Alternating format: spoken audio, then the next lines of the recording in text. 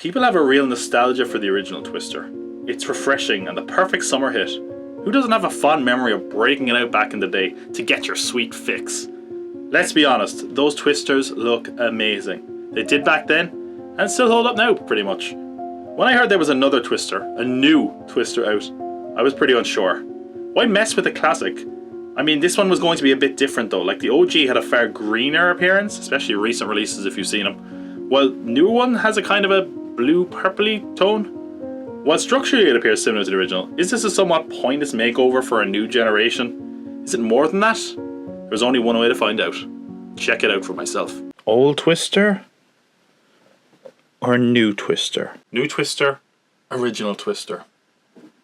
I really don't see the need for two of these. Oh, did you think I was talking about something else? We never had a chance. You want one? Annie M, it's a Twister! Or should I say, Twisters. Get ready for a real whirlwind of a movie. Haha, get it? Spinny winds thing. I'm so tired. And we're back to the 90s, that is, with a new Twister film. Remember Twister? No, seriously, do you remember Twister? Something we have forgotten about lately, though, is this. The standalone sequel. Yes, believe it or not that long ago we used to make sequels that didn't have to cram the original cast in there or pepper it full of references that we never cared about or have forgotten about in the space of 30 plus years. No, this caught me off guard. It's not a legacy sequel. It means they didn't have to drag Helen Hunt off the couch. They didn't have to have a black and white photo of Bill Paxton reminding us his character is as dead as he is. Oh, I made myself sad with that one. No, they just made a movie about Twisters that barely touches upon the film that we've pretty much moved on from by now. What a novel concept. I'm having a go, but it was really refreshing to not have another legacy sequel. I was surprised at how few connections and ties there were to the original film. So you can just walk into this having never seen the 96 Twister and you'll be totally fine. And even if you have seen the original film, it's really only minor references and Easter eggs if you're paying attention. So really, there's not a lot of connection between Twister and Twisters, but there are some similarities. For example, in structure and plot, it's largely the same. It's still about two competing teams trying to get their thing sucked up by a tornado. Yeah, I don't want to see Glen Powell get sucked off by a tornado.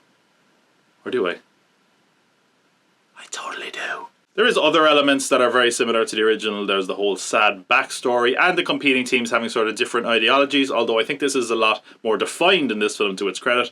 They even went as far as to have like the older family member where they go to get a bite to eat, like in the original movie.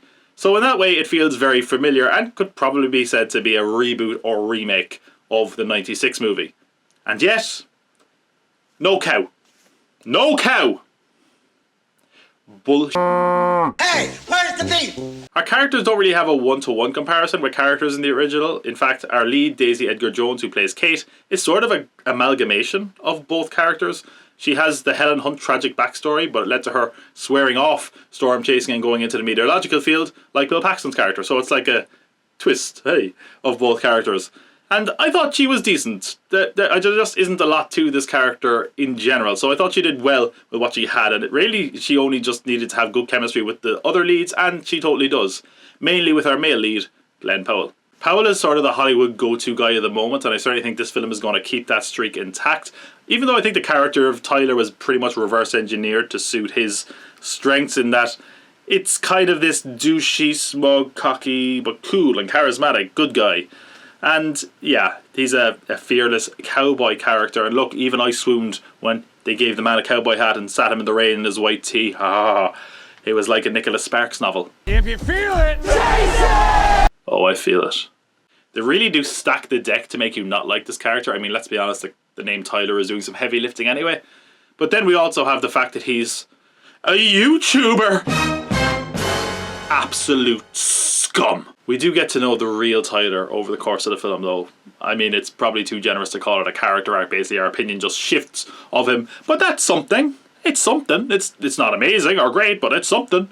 And look, if nothing else, the character does steal most of the scenes he's in. The only other character I really want to mention is Javi, played by Anthony Ramos, who does a commendable job with what he's given. But he's not given a lot. I mean, he serves his purpose narratively, but I feel like he could have given him more, but he does a good job with what he was given. And in general, there's a lot of notable actors just kind of in the background almost. Like, one storm chasing team has David Corenswet, the future Superman, is is over there. And then on the other Storm Jason team, we have Katie O'Brien, who was great in Love Lies Bleeding. And yeah, they're there. They're, hello. Not going to do anything. Oh, well. That might have been a bit of a waste. But then again, I don't go to see a film called Twisters to get captivating characters. I mainly go to see the spinny wind thing do the crashy smashy. And there's a lot of destruction and devastation on show here. A lot of crash bang wallop for your buck. More action than the original film, which to be fair is a product of its time. Special effects have moved on a lot since 1996. And it is to the betterment of this film, because when a twister comes to town here, it just levels the place. Totally destroyed. And when our characters are in the middle of a tornado, it feels really dangerous and pretty creepily intense. Mainly because this movie isn't afraid of killing people off, and when they do, it's kind of terrifying. People just get yanked up skyward to their demise, never to be seen again. So they pretty intense, pretty terrifying, and I think it's to the betterment of this film because it underlines the threat these twisters pose, but also really puts emphasis on the importance of why our characters are studying them and hopefully trying to stop them. And that was definitely needed to make this plot work. The film didn't answer one question I had going into it though. And that is, why did acclaimed Academy Award nominated director of Minari, Lee Isaac Chung, do a Twisters requel? I don't know.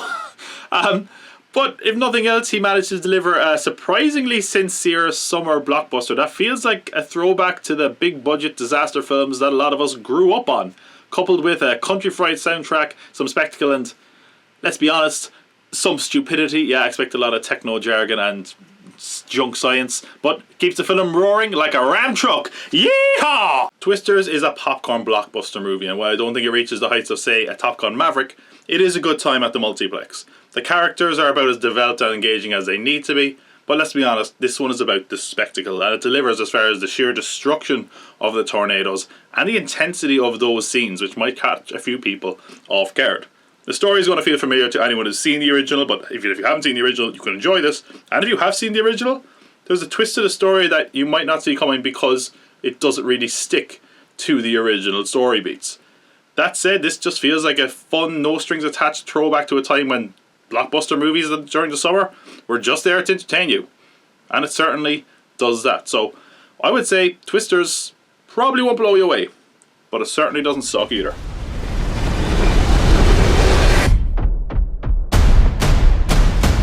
Was that it?